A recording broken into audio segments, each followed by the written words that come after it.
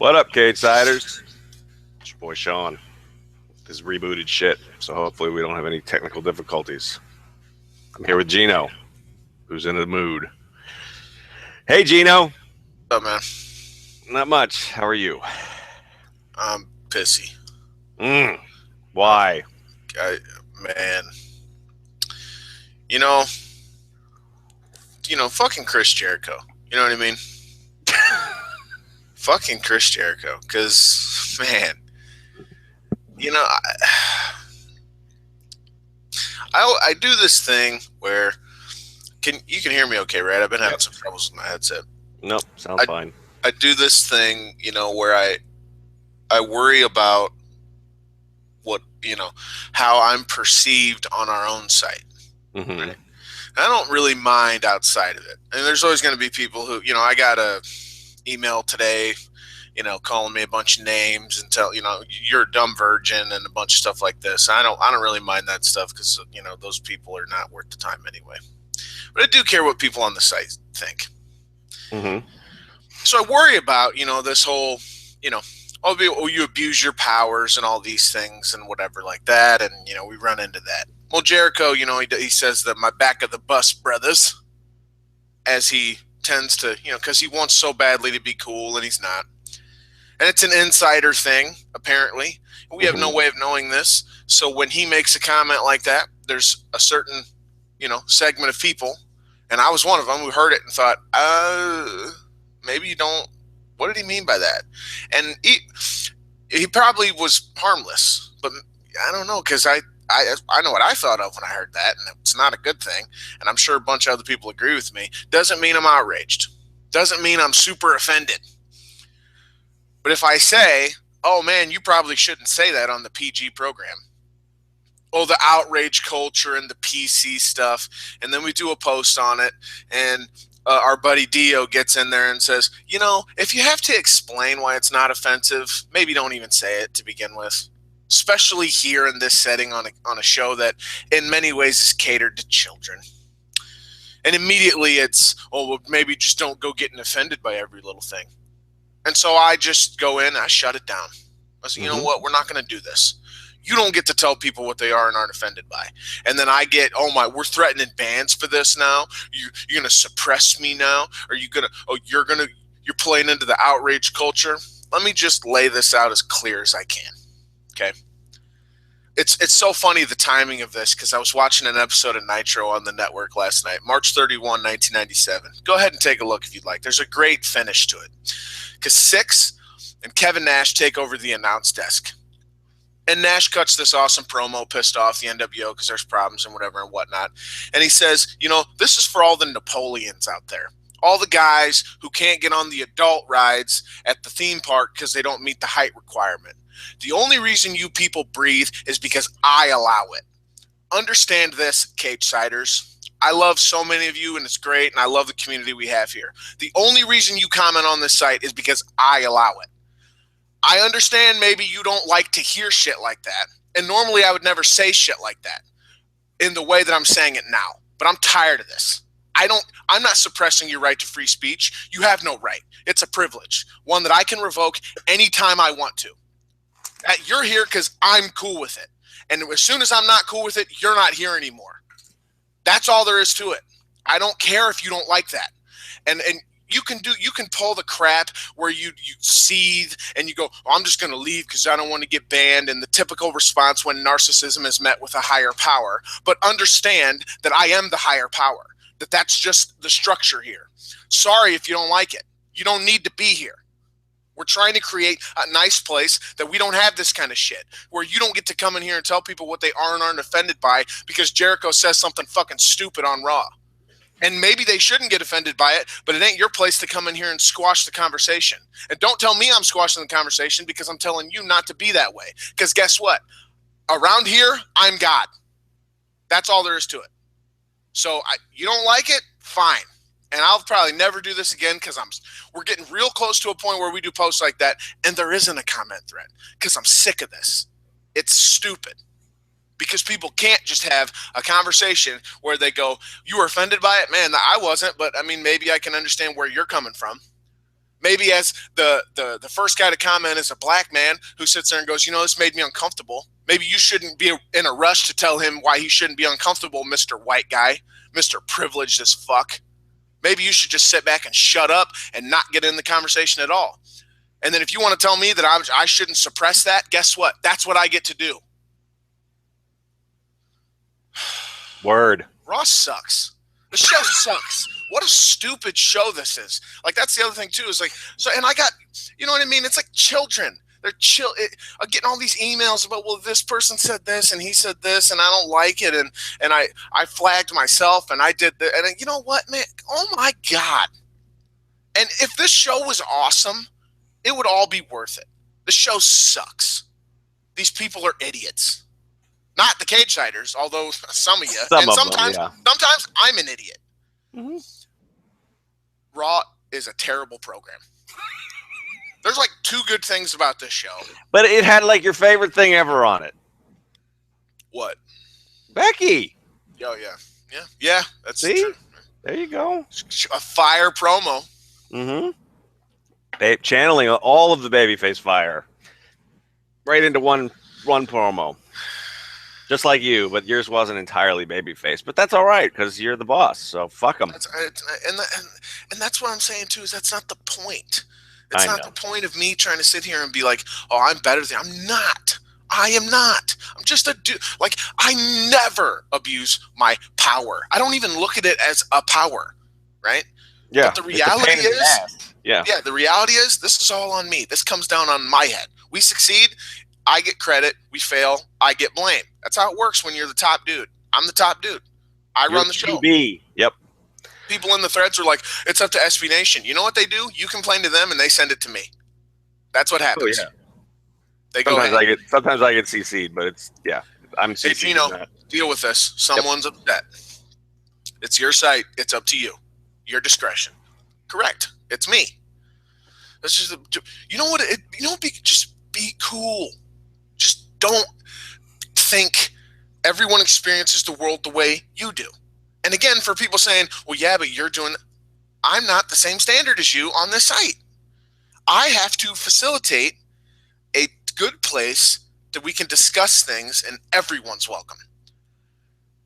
If someone's offended and someone else is like, well, you shouldn't be offended, and I say, don't tell them that, I'm not suppressing the people who don't want people to get offended. I can't fucking believe I have to say that sentence. No, I mean, that's the thing. And the thing is that the people that are getting upset at you are the people who they're accusing you of impinging upon their free speech, which you've already covered is a horseshit accusation anyway. But then the free speech that they want to be able to do is just write the word outrage with a bunch of O's and mock everybody for being upset about something. That's not a fucking conversation. That's not a dialogue. That's trolling and you'll be gone. Yeah, exactly. So don't like it? Leave. If you want to ask somebody, I perceived this comment this way and felt this way, I'm curious as to why you had a different reaction. I'm not saying you have to type it that way, but if you want to have that, that's a fucking conversation. That's a dialogue where people can learn about each other and maybe change their minds, maybe not, but nobody gets their fucking feelings hurt all over again.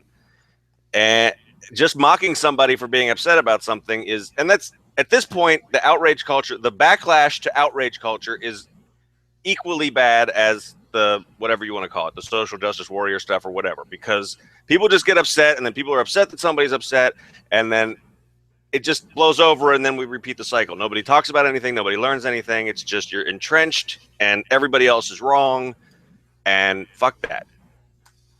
And that's why the site has grown too, is because you, from before I even got here, cultivated that community. You can't just it can't just be a fucking YouTube comment section with just fart jokes and porno and and you can't it takes work to make sure that the internet doesn't turn into that. It takes this. Yep. You know what I mean? And I don't like this.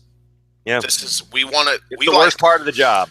2015 was the great for CSL because we just laughed at shit. It was fun. It's not fun to get on here and know that there's going to be a shitstorm of idiots who are commenting because they're upset that someone got upset at a line that upset them. Are you fucking serious? You don't get to decide what upsets people. You don't. That's in anything in life, let alone Cageside Seats, but I run the show at Cageside Seats, so you're not going to pull that shit here. It's if I would never go into your house and try to tell you how to operate your house. I would never do that. And if I did, I'd expect you to tell me to get the hell out. That's how it works. You know what I mean? And why can't you try to first be understanding instead of tell them they shouldn't be upset? It's just like your way of doing it is super fucking flawed, man. And it's part of the fucking issue of why this shit continues. Well, maybe the problem is you for getting upset. No, trust me, it's not. I don't know that there's many people in the world who get upset just to get upset. Being upset is not a pleasant thing. It's really fucking not. Anyway, we covered this enough. It is what it is. I said what I said in the thread, and I said what I said here, period. I hope everybody understands. That's just what it is. And if you don't, go fuck yourself. Yeah.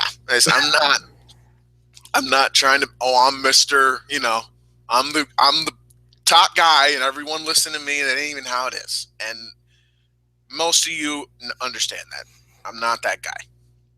I'm as cool as it gets when it comes to the threads and all these things. And these people I've banned, most of them will probably come back. Shoot me an email. They'll be back. Hey, cool, man. Thanks for reaching out. Yeah, you're back in. That's usually how it goes. Pretty much every time. Unless they email me running their mouth. Anyway, Raw sucked.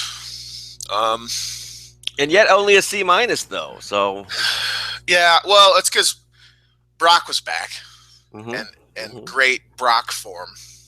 Becky that story is just wonderful. Continues to be the best thing they're doing on the main roster. Becky was fantastic. I mean, it was like it's like they knew and heard what we were talking about and then did it. It's like she needs to snap. It's that time. And that's actually, we were calling for it before it happened, but I think they followed it up. Excuse me. They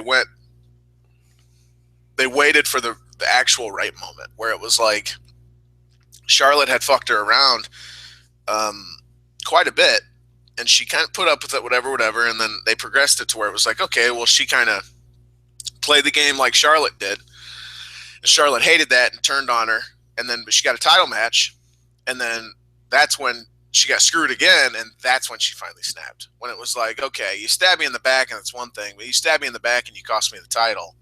Now I'm fucking hot. And then that's when she delivered the big beatdown and the whatever. So I felt like that was it's the right progression, I think. And I was not even realizing that I was arguing for it too soon, despite how much I liked the angle and how much I put it over. And then the awesome line, I'm taking your championship and I'm taking your arm with me. And that's just, it made me think of the Brock Undertaker brawl, where Brock said, I'm going to kill you, and Taker's like, you're going to have to. Great stuff. And then the backstage interview where she explained shit, and then just really good character work too, where she's like, we promised we'd never sell each other out for success and titles and glory. She did that. She betrayed me. She became just like her dad, which she said she was never going to do. And I have no one. And she says that, and she starts breaking up, gets upset, like she's going to cry. And then kind of shakes it out. And she's like, fuck that.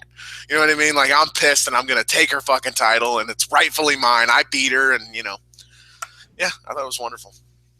A++. See, you already sound happier. Becky Lynch is a miracle. I'm thinking about it. I'm like, God, she's great. She's so good at what she does. It's amazing. I wasn't as big a fan of the take your arm line, but it's not Becky's fault. It's because really?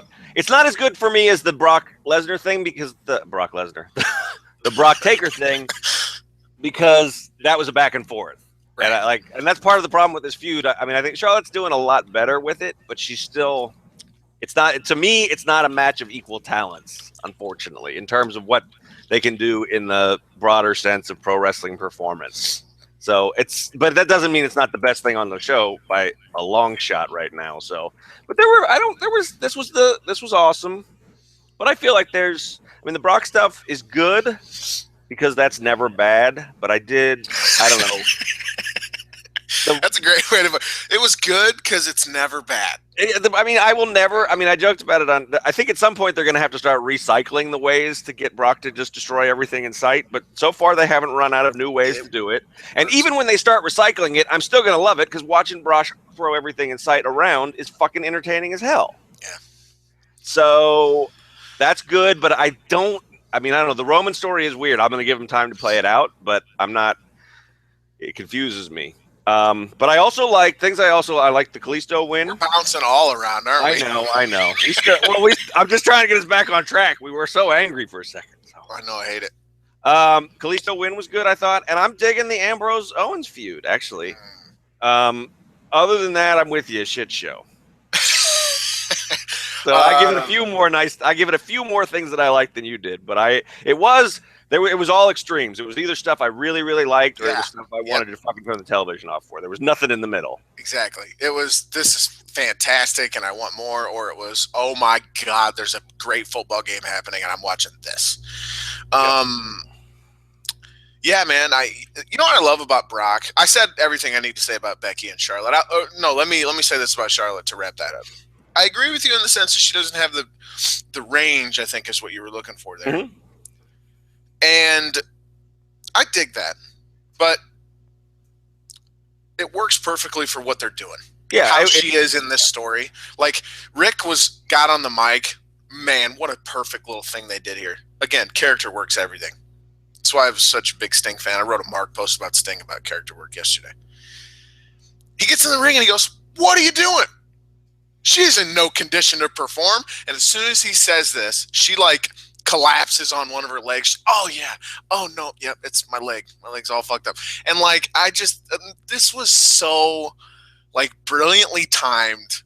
And she was so brilliantly what's the word I'm looking for? Where she's not sincere at all, but over dramatic, really playing it up to where it's so obvious, but she's kind of with a snicker. Man, just probably the best thing she's done.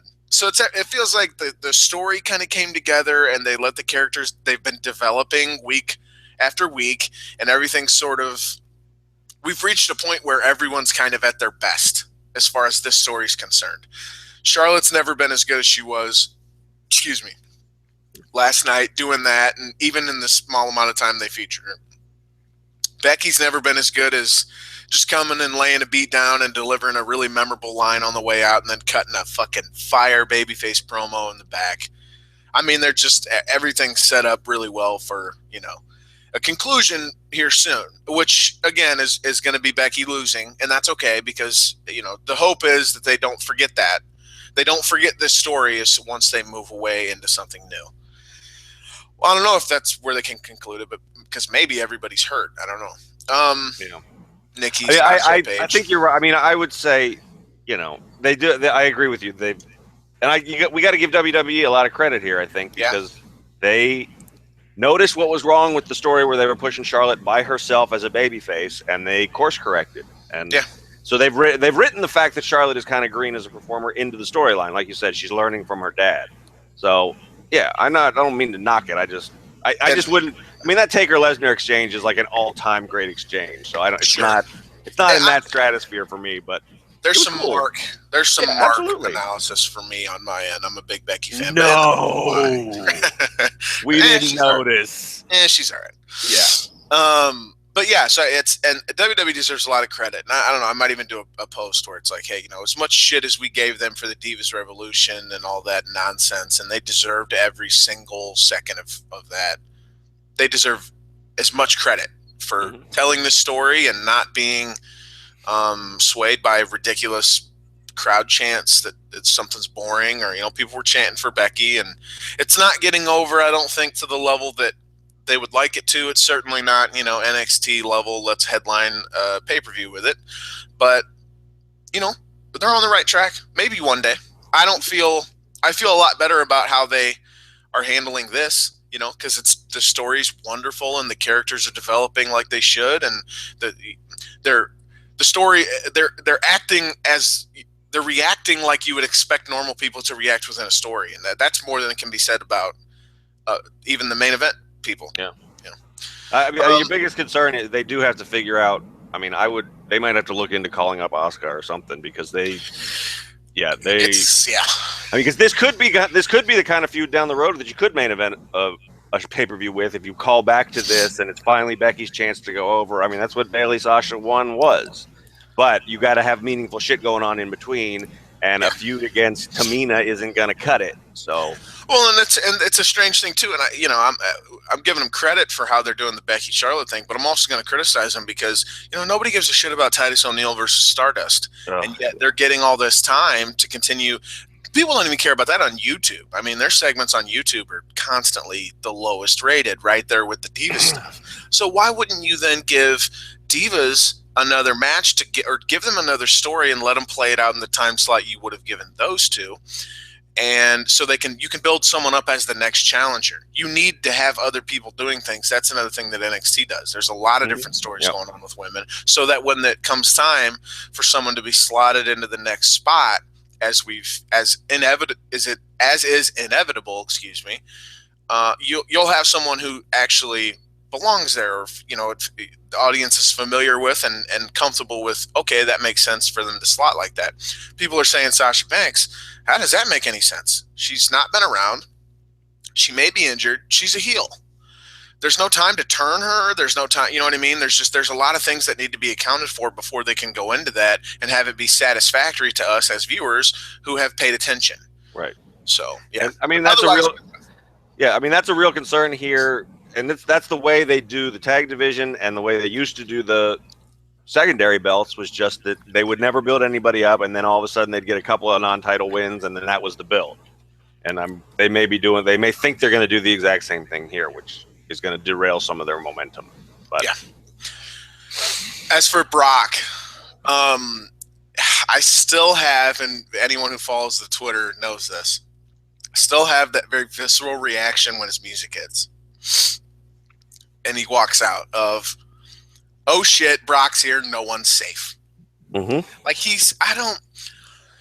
credit to WWE for the way he's been booked, and for Brock just being a bronzed god, physical specimen, just a mammoth monster man who's athletic as hell. You're not supposed to be that big and move as well as he does. It's just weird, and he's super fucking strong and just towers, and he looks so impressive. And I might as well just be filleting him right here, and I wouldn't mind. He probably wouldn't either. I don't know. No, Sable might get upset. But. No, he's not a fan of gay people. Well, he doesn't have to look. Never used to be. I mean, a mouth's a mouth, right? He did a promo. Oh That's my God. My motto. Sean. God damn it. Okay, this is a show. No, so he comes out, and it's shit's on, and it's great. And so I like that he still maintains that sort of aura for me. But yeah, man, there were some million problems with the booking of the Roman Reigns versus Authority here. Let's start with the obvious. The entire point, Sean, of booking. I'm listening. I love you, man, because it's just such perfect timing when I'm like, I stop to say your name and I pause briefly just in case you want to say anything back. That's just such a wonderful, Sean. Anyway, I'm marking out for my own co-host here. So the entire booking of one versus all in the Royal Rumble. The idea is the Authority wants to fuck this guy out of his title, right? So we'll make it as hard on you as possible. We'll make you defend it in the Rumble, so it's 1 versus 30. Michael Cole says, and I shit you not, well, maybe it's not 1 versus 30 because we don't know if he's the first entrant. Then why is the match booked at all? Why is he defending the title at all? And why are you pushing this? That's the big thing. They're pushing that it's 1 versus all. Right. They're not just saying, maybe you get lucky and you come in at 30. Maybe you don't. Either way, your title's on the line. Good luck. It's not what they did. That would have been fine. It's not what they did. They specifically said many times and then booked a fucking match to show what it would be like for him. 1 versus all. And I guess they were more true to that because the 1 versus all match was really just 1 versus 1. For a while. Stupid show. What a stupid ass show. Like, if that's the case, why wouldn't you put him in at 1? That's a more compelling story. Well, right? and how much more compelling is it? I don't mean to cut you off, but let me get this out. Yeah, go ahead, go. How much more compelling is it if he enters at 1 and he just kills himself? And there comes a point when there's like 19 entrants have gone by, and he gets to a point where they do in some rumbles where he gets everybody else out of the ring, and he's laying there dead. This man is laying there, and he's just spent. And there's 10 more guys to go, and entrant 20 counts down, and Brock's riff hits, and Cole, as shitty as he is, goes, "Oh my," like he does when Brock comes out. But you actually kind of get excited thinking about it. And Lesnar does his little, bouncing on his soles of his feet gimmick. Just doesn't need to rush to get to the ring. He knows, and we all know. And oh shit, what's going to happen? That'd be a cool moment in a Rumble. Mm-hmm. Are we not going to get that? Because they are just stupid as shit. I'm hoping their stupidity is limited to not being able to sell it properly, and then once they actually get there, they'll know what to do. I don't know. Because who's in charge? My thing is, who's in charge of assigning the numbers, right? I mean, they're acting like. Don't they usually pick them? Well, sometimes they do whatever the fuck they want to do for their story, right? So don't bullshit us. Just say we're Rumbles. Everyone's a dumbass. Yeah, that's true. Just say, the McMahon should have a way to ensure that he's number 1. So just maybe they're trying to save that reveal for the go-home show. So they're intentionally, being cryptic about it. I don't fucking know. I don't know. Yeah, my other big beef with this too, you talked about it in your reactions, is the way that the evil plan was apparently to send one person at him for a while. Yeah. And I could buy that, but you have to give me, and this is where, I go back to, I was asking for this during the Becky Charlotte feud, and I still don't think it would have been a bad thing. Give me a 10-second cutaway scene in the back where Kevin Owens walks up to Vince and says, "Vince, I'm your guy, let me take him first." And then I buy it. Then it builds Owens, it works. And then you have an excuse for your nonsense story where you've been selling us one versus all night, but then a bunch of guys stand around and watch somebody go one-on-one with him. Yeah. And I think the idea was Owens was getting the better of him. So they just didn't need to go in there, which I think makes your champion look a bit bad for what, again, remember what got the guy over? Destruction, death, murdering everybody, being a big ass, strong, badass. This is not that. And are you building Owens? I don't think so. Because I think they think around just like every other guy did.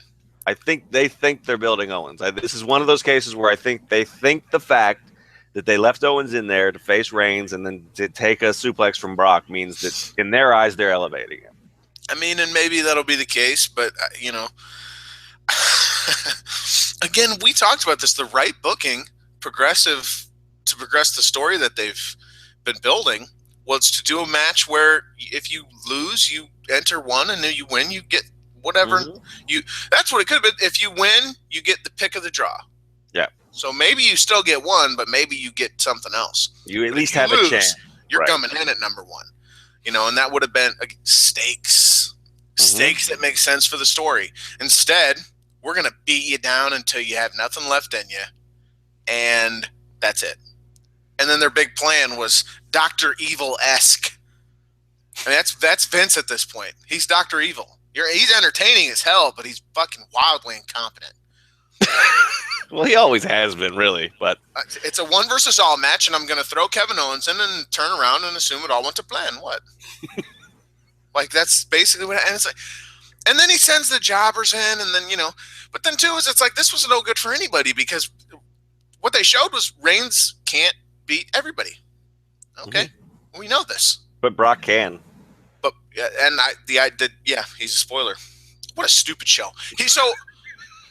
If Reigns can't overcome anyone else, then he has no hope against Brock. Right? Now, we've talked about this. John Wick was on last night. I watched it again.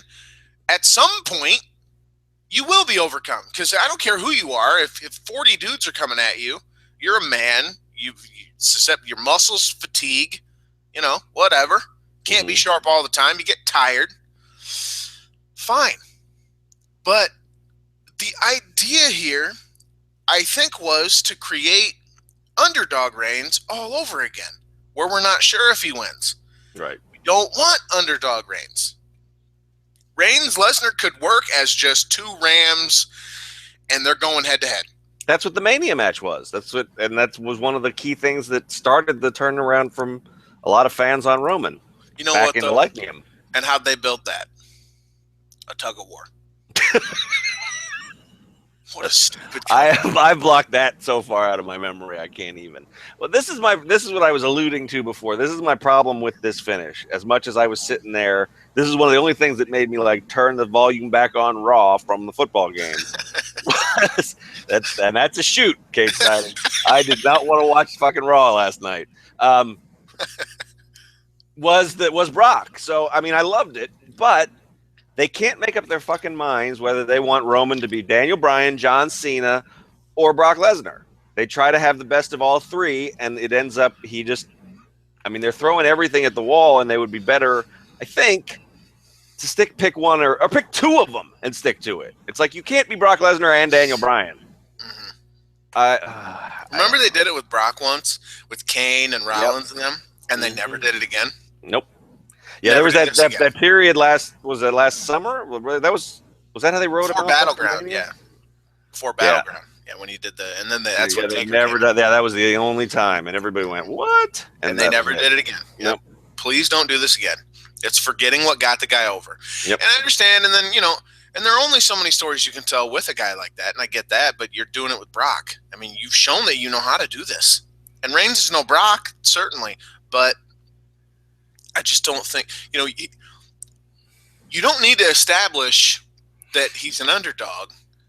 We know this. It's the natural thing of the match that you've put him in. The circumstances dictate that he's an underdog, even if he's a monster. He can still be the big badass as the underdog, and we'll just be cool with that. That alone is enough, which is why the better angle would have been to just do the entrance gimmick like we talked about and have a match and it stakes and whatever. So, yeah. What'd you think of the Heyman, Stephanie, Vince stuff? Negotiating and, getting all mad at each other and looking a little shooty. That's not a word.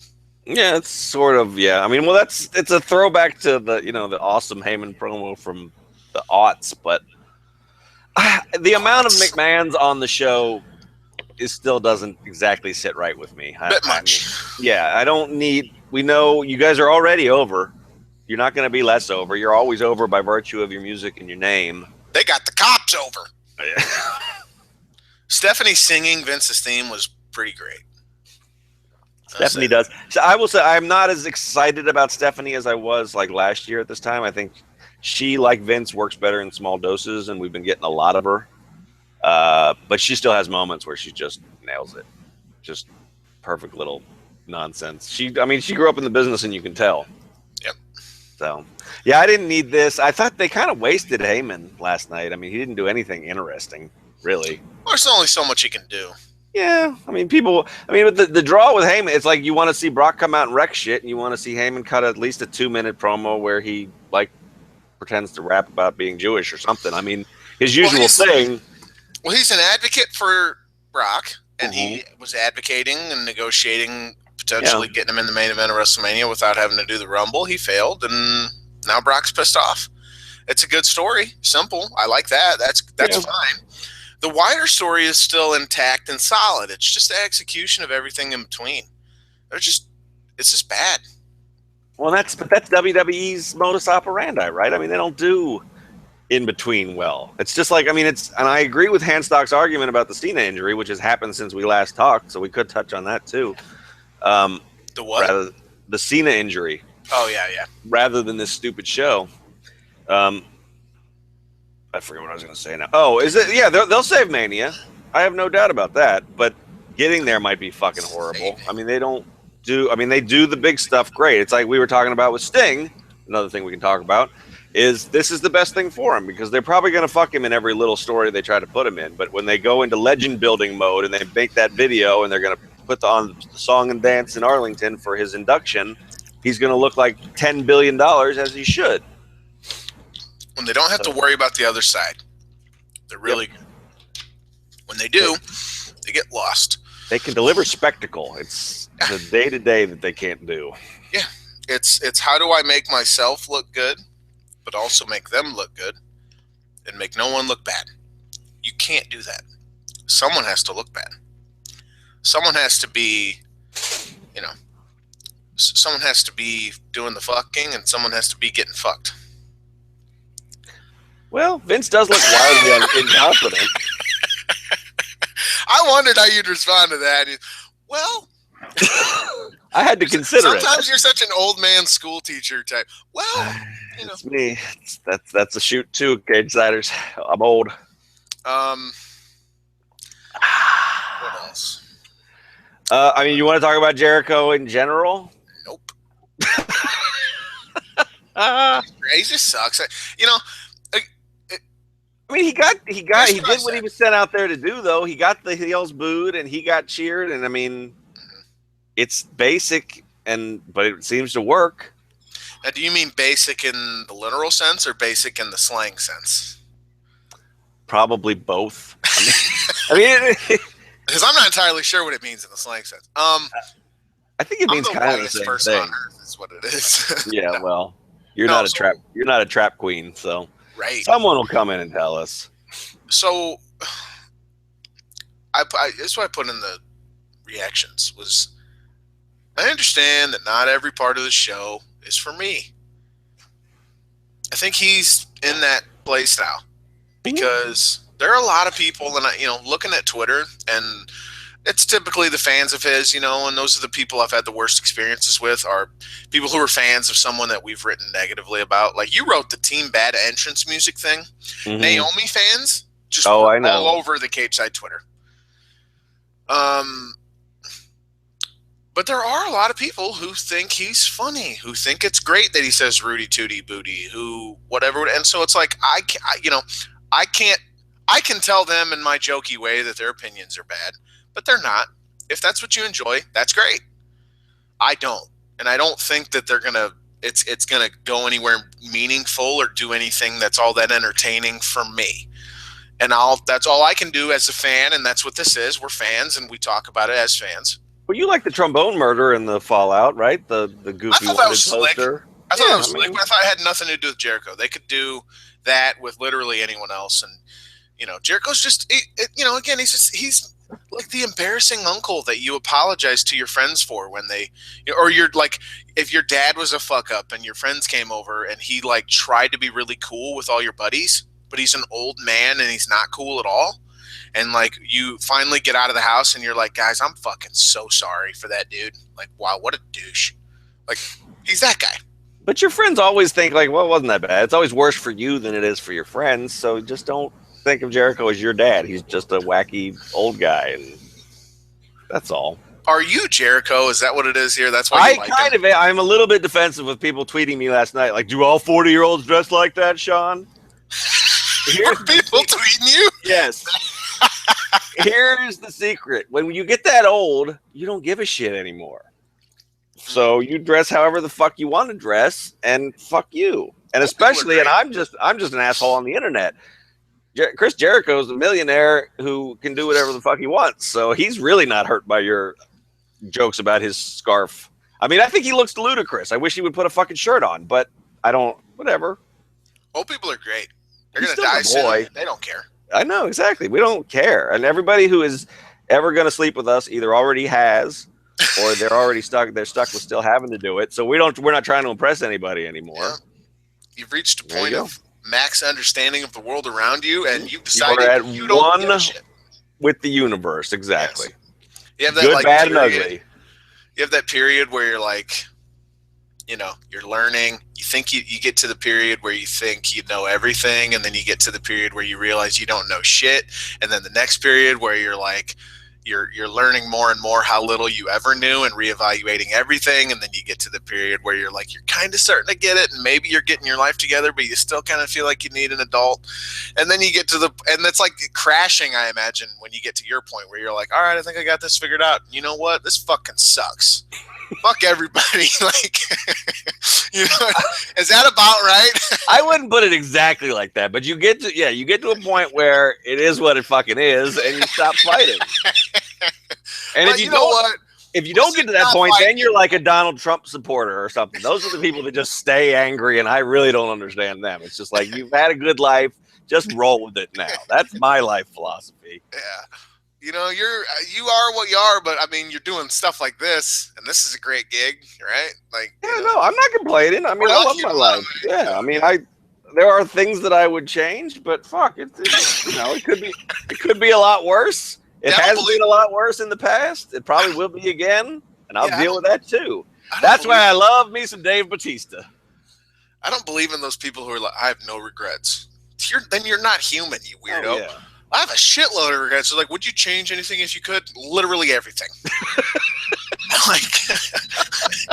like, would you go back and just, yes, absolutely everything. Please tell me you came up with a time machine. Send me back to when I was about 5 years old, and I'll figure it out from there. Like, see, I wouldn't want to relive half that shit. So that's when I say I have no regrets. It's like, I'm just glad that shit's over. I don't want to ever think about it again. Because if I had no knowledge that I had gone back and I was just the same idiot, I'd just do the same shit again. Exactly, yeah. So you're either being tortured by having to relive it, or you're doomed to make the same mistakes. How did we get on this sort of philosophical sci-fi topic? Who cares? Raw sucks. That's true. That is true. What else? Yeah, so New Day and Usos. You know, it's funny because they had a. So what's going on? So New Day feuding? What are they doing? We don't even know. They're just cutting promos and. It's the rule now. You're breaking up. Say again. I said whoever the oldest guy on the roster is has to go fight New Day. Apparently. The Dudleys were on Superstars, so it turns to now it's Jericho's job. Well, the Dudleys are getting a tables match against the Wyatt family on SmackDown. Oh, I didn't even see that. We talked about this. They need to call up some tag teams to get some fresh blood in there. Because they don't have anybody, and they're just the retread of the Usos and New Day, and now the New Day are, we're the real tag team of the year, and the Usos are like, quit. You don't got to remind us. We only have to be together for a couple months to win for the whole year. It's like, all right, this ain't for me. But the matches are decent. The Usos are. That's the rap on them, is they're terribly uninteresting when they're not working. When they are working, it's usually pretty good. The New Day are, I don't know, man, we're getting to a point. They've been overexposed, and their act is very, I don't know. What did Kofi say as they were coming out? New Day, then boys up to something or something like that. Like they're trying, it's kind of the Jericho thing, but they get away with it because they're younger and they're whatever. But it is a bit like, I get it. You're making references, cool. But like sometimes they don't fit and they just seem awkward. And I thought that was one of those times. And that seems to be happening a lot more lately. And, well, like you said, I mean, they're being asked to do. I think part of the problem with Jericho, or like with Rocky when he comes back, is we've seen everything before. So not only is it sort of dated and we're done with it, but it's a repeat. And I think the more they trot New Day out there, the more it gets to be that kind of thing. They're going to have less hits they're going to have more misses than hits, and even some of the hits are going to be shit we've already seen before, and it just gets old really fast. I agree. So yeah, I'm kind of done with them. So it sounded like you were on the fence about Owens and Ambrose. You're not liking that? I wouldn't say I'm not liking it. Ambrose is dumb as hell. Yeah, he and Sheamus beat the shit out of each other. I like that a lot. That was cool. I like Sheamus matches a lot. I confess, my name is Sean. I'm a Sheamus-holic. Well, speaking of somebody who's great in the ring but boring as shit when he's not in it. Yeah, I was gonna say he's the Usos. I mean, he's when he's not in the ring working. Who cares? But then he gets in there and it's like, oh, that's why we put up with this guy. But the finish was shit. So it's one of those things where it's like I think I put that in the recap. It's one of those matches where it's like, actually what they did here was really good. No one will remember it because the finish sucked. Here comes Owens, attacks him. Ambrose goes to the trainer's room, does an interview with Renee. And man, I hate it that we know he's dating her. Yeah, I know. I can't. I start to make a Twitter joke every time they do it, and then I stop because everyone's making those jokes. Yep. And everyone is having the same thought. I feel like, and I'm going to go to a place here. Uh-oh. Like Randy Orton, you're going to go to that place? Well, I'm just going to let the voices in my head have their day. Okay. I'll allow it. I feel like the majority of the people watching Renee interview Dean would rather watch Renee have sex with Dean, and they can't get past that when they're on screen together. For some reason, these two like incite such passionate response from literally everybody. I don't get it. Maybe because Renee's like she's a cool girl next door type. Maybe like that's how people feel. Like she's just a cool chick who is like kind of nerdy, but like still really cool. And obviously she's gorgeous. And then Dean's like the dangerous dude kind of thing, going on. He looks how he does, but that's an appeal for a lot of people, I guess. And you put them together, and our Twitter gets bombarded with, I brought up, the Dean 2 hours. He went looking for Owens. Dude was in the ring with his family, Reigns, for fucking 20 minutes. You couldn't find him. There's no monitor somewhere backstage playing the show. Like, are you this stupid? And then people are like, well, we're hanging with Renee. We're doing something with Renee. Renee got her hands on him.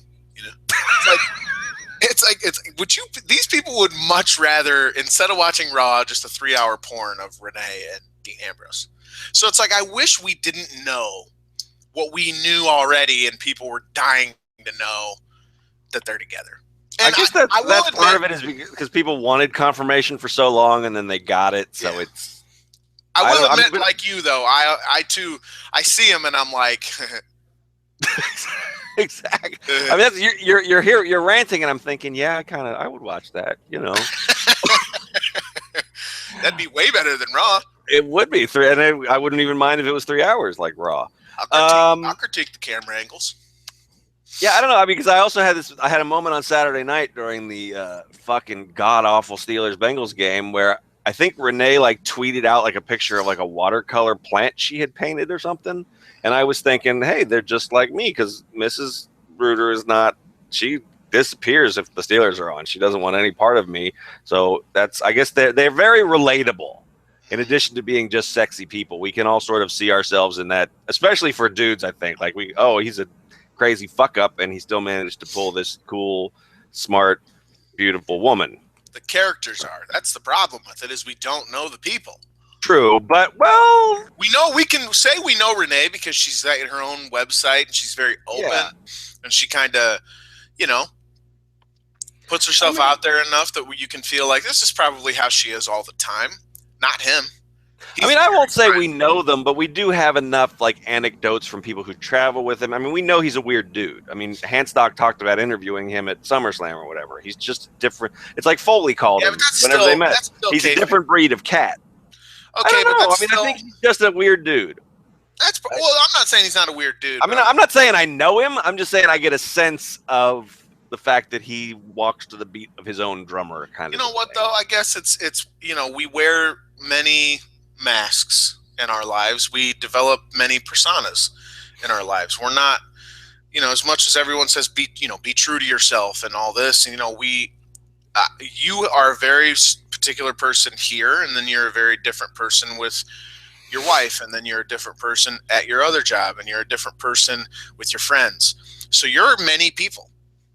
I would agree with that, but I wouldn't say very different. I mean, that's obviously different from pro wrestling. I don't get paid to perform, and whatever. But I still don't think. Okay, maybe not very different. Yeah, there are facets of it that I emphasize or de-emphasize depending on the situation. But I don't. I mean, when I was younger, there might have been a time where I was different people in different situations. Maybe that's an older person thing again. Like I just stopped. That was too much fucking effort. So now I'm just me.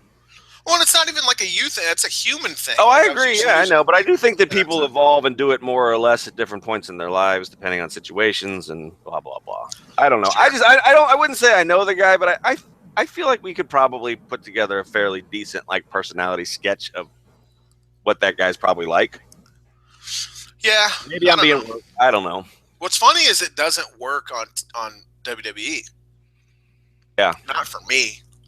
I don't really they don't do a good job of getting across the, he just they picked the wrong things to emphasize. They picked the crazy. Yeah, it just looks like he needs to comb his hair. And it's their PG version of crazy. Like, could he get over as Brian Pillman? You know, more of that, like where he's actually unhinged. He might have a gun. We don't know. I don't know that Pillman was ever all that over, though. Yeah, that's true. I mean, in retrospect, people, you think he is, but that's he true. died, in the moment, so it's, yeah. You know, you get blown up into something more, but he was doing awesome inside stuff like wrestling with gigantic pencils. Like in his home. That's a hilarious, great thing for people who know better. Right. Don't know, you know, which was the problem with the Jericho comment, which is, you know, his back of the bus brothers is like an inside thing. You don't know it, then you don't know what it means, and it's not effective. You know, same thing with Pillman. So I don't know that it would be all that effective for Ambrose to do something similar, but they would never go that far. Yeah, exactly. We'll never know. You know, that's what he was. I know you don't have a lot of time for the indies and stuff. I mean, but that's what the John Moxley character was. He was a heel, but he was also fucking dangerous. I mean, you didn't know he might have a switchblade on him at any given time. You didn't know. Tommy and that was over in that smaller sample size. So I mean, I don't know. I mean, like I said, we'll never have to worry about it in WWE because it's never going to happen. Because the only guy I'm not sure if he's got a pistol in his pants or not is Tommy Dreamer. And he's not around anymore, I guess. So he just disappeared. Good. Kalisto won the U.S. title. He did. They did the title change on an episode of Raw that undoubtedly got destroyed in the ratings. The football game was really good all throughout, from what I hear. Yep. Fina on Cageside. Cagesider was telling me about it on Twitter. That she's not even a college fan, and watching it was a great game. Mm-hmm. Chose that over Raw. Just tells you about Raw and the quality of the football game. So I'm imagining 25, 26 million people watching that. Doesn't leave a lot of room for Raw. So we could get a historically bad number. And I think the game was such that, like, I think it probably drew people to it as it went along. I mean, that's how I was. I kept an eye on it, but then when I saw that Clemson was going to hang with them and maybe even pull an upset, I started paying attention to it. So the later, I mean, Raw usually drops off as the night goes on. So I think that's going to be more extreme this time. And Kalisto Del Rio was they were the top of the 10 o'clock hour Eastern. Yeah, they didn't have. Yeah. They had a later time. I think it was like was right around the time the second half started of the football game. So. Yep. So again, it was strange that with all that factored in, it was strange that they decided to do it here, and they're doing the rematch tonight. I think it's two things. It's two very interesting things to look at when it comes to this. One, that Sin Cara's injury may have been the best thing that could have happened for Kalisto's career. Mm-hmm. He may be finally getting that push that they just never at any point knew what to do with him or how to do it. And he's got a ton of talent. He puts on fun matches that aren't filled with botches like Sin Cara. So maybe we're getting that. But it's also interesting for what it means for Del Rio, in that they have no clue how to use this guy. They don't know what to do with him. He came back. They paid him a bunch of money. We don't know how much, and the reports have been all over the place, and who knows, but we know it was enough to get him away from how lucrative his independent career was. He was making a lot of money. Mm-hmm. He's in demand. Doing a lot of good work, too, from everything I've heard. And now he's back here, and it looks clear that he's not comfortable, or he just doesn't care as much, or, understands that they just don't understand. And I don't get it. I mean, there's two things here. One is I think this has always been the problem they've had with him. I went back and watched the 2011 Rumble and was reliving some of that time. I mean, they throughout his career, they have been like, push him to the moon. Oh, no, we don't want to do that. I mean, they always do that. They push him and stop and push him and stop. I do think that in ring-wise, at least, for his performances, So once he got freed from the stupid Mexican-American angle, I feel like his matches have been 10 times better. He feels that was like he was, I don't know. I mean, I'm totally trying to read his mind, but he was frustrated with that and mailing it in, and then he got freed from that, and now he's been back to work. And the kind of matches that people were excited about seeing him work on the indies, which are, sort of stiffer matches. He's got a little bit of that Sheamus vibe. He might fuck you up. You don't know. And he's got a good sense. I mean, another guy that grew up in the business has a really good sense of like how to tell a story and work a crowd. So I feel like he's getting better. I don't know that they have any idea what to do with him, though. My concern about this is, as great as a moment as it was for Kalisto, is that this is the transition back to the U.S. title pre-John Cena. That we're going to go back to it just being something they give to jobbers who lose non-title matches, and then it goes to somebody else after 3 or 4 months. It'll be really interesting to see if this is a part of a sustained build for Kalisto, or if this is just like, oh, we gave him this, be happy. Now we're going to book him like a doof again. Good word, doof. Because I like the word doof. I don't think they should be a U.S. title. Yeah. I don't disagree with you. I mean, yeah. I don't think that there's no room for it. There's no, you have an intercontinental title and a tag title and a women's title and a men's title, yep. Heavyweight title. You don't need it. It's just kind of floating around there. And, Cena made it important, whatever. He did, because he kind of made it the basis of the story. And, I'm the fucking top guy and come get it. And that's easy to do when you're him, but there's not much else there when you're not him. And it's just for stuff like this, I guess, to put a belt on a guy and, hey, now he's getting pushed. We can be interested or invested now because of it shows us maybe what they're thinking. Beyond that, I don't really know that there's much there, and I don't know that we can, he's small and he just doesn't, he's got the mask and he's got, whatever, but he's Mysterio, and they don't have a great track record there. Even Mysterio getting pushed and at his best was, they didn't do very well with that. But I liked the match. I thought it was good, and it's cool to see a title change, and that was nice. There you go. What else? Oh, how are you about your boys, the Social Outcasts? What do you think about all that noise? It's a double entendre.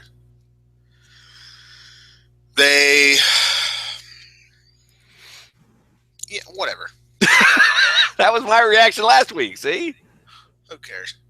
I mean, I knew they were getting the face turn because I think Curtis Axel was retweeting like kids holding up signs saying I'm a social outcast all afternoon. So this is going to be turned into like a fucking be a star thing. And I mean, I'm still glad these guys have something to do, and I'll probably still be entertained by them occasionally, especially Bo Dallas, because the guy's just funny to me. But yeah. Curtis Axel. 4 links. One chain.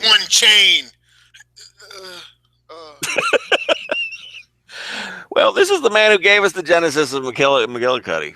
McGillicuddy speech. So. Sean's great hot new diet exercise program. McGillicuddy. I'm trying to get Johnny C to endorse it. Yeah, it's dumb. And yep. 4 links. 1 chain. And then just fear. Like, I don't know what to say next. Bo hasn't come in fast enough. And, oh, shit, the silence is really awkward. And, oh, finally there's Bo. Thank God. I can put the mic down. It's just bad. Now, it's they should feel really happy about this because they have an angle where they can be really shitty, and it feels like it's deliberate. I'm not entirely sure that's not the point, is to be that bad at everything they do. Yep. And that uninteresting. They're interesting because they're so uninteresting. So it's kind of like, and they're, Lance Storm tweeted something that I thought was funny. He's like, we're social outcasts. You have 500,000 followers on Twitter. You are the opposite of a social outcast. A lot of people want to know what you have to say, and a lot of people care. But then someone's like, well, what if they're outcasts, but they're also very social? And I was like, maybe that makes sense. And then they seem to confirm as much on Raw. And I was like, I'm thinking way too much about this stupid ass angle. Yeah. We all are. What? Yeah, I mean, they're the face turn confirms that they're there to like build up League of Nations and the Wyatts and maybe Bullet Club down the road. No, they're not. Actually. Yes, they are. We need to start talking about if they got a new member. Who, the Outcasts? The Ryback. Oh, the Ryback. He ran in, and hopefully, I'm hoping next week, Well, he fits right in with him. He can like say Dr. Seuss quotes and shit. Well, dude, I hope next week they come out and then he comes out with the hashtag shirt on, gets on the mic and does we're having fun. How that would fit so well with this stupid group. It would put all of the guys that I don't give a shit about together. So it's perfect for me. I could just not give a shit. If they could get Big Show and Kane in there, I would be so grateful. Yeah. They can they can work all the idiot gimmick that they can find. Just cycle through everything all the idiots have done. What a stupid faction. What a stupid show. What else? Anything else? What else? No, you want to talk about Sting? The Stanger? Stink. Mm-hmm. Pretty good. The Stink's going into the Hall of Fame. Can we this year, pledge to avoid arguments of merit? About the Hall of Fame? Mm-hmm. Fine by me. I'll pledge it, but I don't think it's going to get us very far. It's gimmick, it's marketing. Every Hall of Fame's full of shit. Yeah. It's all arbitrary. The only, it's somebody's whims. It's just whether it's a bunch of old baseball writers or Vince McMahon or whoever sits in that room with Peter King. It's still some people making a judgment for everybody else. So yeah, it's elitist. Ooh, I almost said that word. It's elitist douchebags. Picking who they think are the other elitists in a sport. Yep. And that's lame. Really what it is and how we should take it and how I'm taking it is, for Sting at least, is this is cool because it'll be a celebration of his career and we get cool video packages and we're going to get to see him at the Hall of Fame and he's going to get to have a speech and he's probably the headliner. I can't imagine anyone headlining over him. And he'll get plenty of time, and it'll be interesting and cool. And hey, fucking right, man. That's a cool thing. Even if it was just Vince going, well, we need a headliner. Who are we going to use? Well, who better? We're going to Arlington, Texas. Well, it's right in his backyard. Hey, come. Texas is a gigantic state. That's not right in his backyard. No, but it's close enough. Yeah, but it's right there. They're probably going to put either Hayes or the whole Freebird clan in, which is a good local angle that ties into Texas, so Sting doesn't have to. You think this means he's done wrestling? Yeah, he should be. Yeah. And also that's a weird thing too. I saw someone calling for more matches out of him, and it's like he needs neck surgery. Like his neck is really fucked up. He had a really long career. He's in his 50s. No, we don't need to see another Sting match. Right. I'm the biggest Sting fan you'll find. He should be done, and this is how you get him done: is you give him all these honors and all this stuff, it's funny because people does this mean he's done? No, it doesn't mean he's done. How many guys are in the Hall of Fame kept working? Yep. Hogan was inducted in 2005, and he worked many years after. So it doesn't mean he's done. He should be done. We should stop asking for matches out of him. There should be a cutoff, right? Where there's you reach a certain age and we stop doing this, please have another match thing. Yeah. Well, it's weird because it's the only sport too where there's no sport. Sport entertainment, whatever you want to call it. It's the only athletic exhibition endeavor. Spectacle. It's very hard for. My point being, it's hard for a football player, a baseball player, a basketball player, a boxer to stop. I guess maybe boxing is the one that is another example. You'll always find somebody to pay those guys to go in there when they shouldn't. Roy Jones. But wrestling is the one. Yeah, there's no we don't clamor to see. I don't know. Jim McMahon come back or Franco Harris to play for the Steelers again. We know they're old and they're done. Yeah, so if Favre would still be going out there every year if the NFL would let him just because he popped a number. The fact that he can't win games anymore is why he's not out there anymore. It's true, that's actually kind of an argument against you because if a team thought he would give him the best chance to win, they'd pay him, even if it wasn't the right call. Right, but if you equate success in football, success is success in football is different than success in wrestling. So Yeah, success in football is what brings the fans to the yard. But so they don't risk their body. Yeah, I don't know. My analogy just fell all the way apart. Thanks a lot, fell man. apart completely, you asshole. Jesus. What else happened on this? Oh, yeah, Sting. So that's cool. I'm going to write a post today about the best thing he did in WWE, and it's got nothing to do with anything in the ring. It's that commercial. Which one, for the video game? Yeah. Yeah. It's really just an excuse to watch it over and over again. That's fine. You do what you got to do. Yeah, Cena's hurt. Mm-hmm. Mm-hmm. Yep. It still is. I know, right? He just fucking came back. I know. Got surgery. Orton doesn't need neck surgery. Nope. But we still don't know. He's not hurt, as we were led to believe. Apparently, I guess there was a report that he hurt his knee at a house show. Yep. And he refuted those reports, but that doesn't mean he's not hurt, I guess. That puts him in the Sasha Banks category. I mean, he wasn't on TV for a reason, so. Yeah, and Sasha's, not these reports again. And it's like, why don't you just go all the way, and why don't you just say they're wrong? I'm not hurt. And then if you're not hurt, you're not hurt. But just saying, oh, these reports again, come on, guys. That doesn't mean you're not hurt. Doesn't mean they're wrong. It's the kayfabe equivalent of just writing outrage as a comment with a bunch of O's. Yeah, basically. See how I tied it all back together? We did it.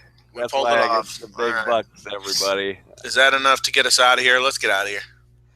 Oh, damn it. That would have been so good if I would have just ended it there, and now I didn't, and fuck.